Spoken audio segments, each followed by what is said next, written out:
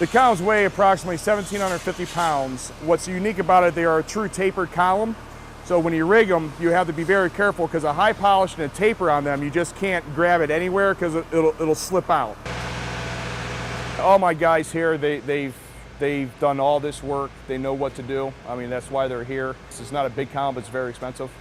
And you can't risk with the polish and all the detail, you can't risk damaging it. The column itself is 9'4". And then the plinth is 3 feet, and then you got the turtle on the bottom, which is about 6 inches. It's actually what you're looking at now is a 4-piece system. This is what we do. I mean, we love jobs like this. We love the detail work. We love the fine pieces. I mean, it's what we love to do. Aesthetically, it's going to be fabulous. I mean, it's beautiful.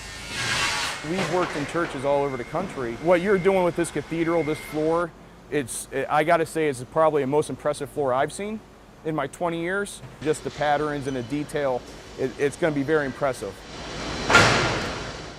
Oh, it's very special to us. As I said, we do a lot of Catholic churches around the country. And what's nice is that all our work is finished.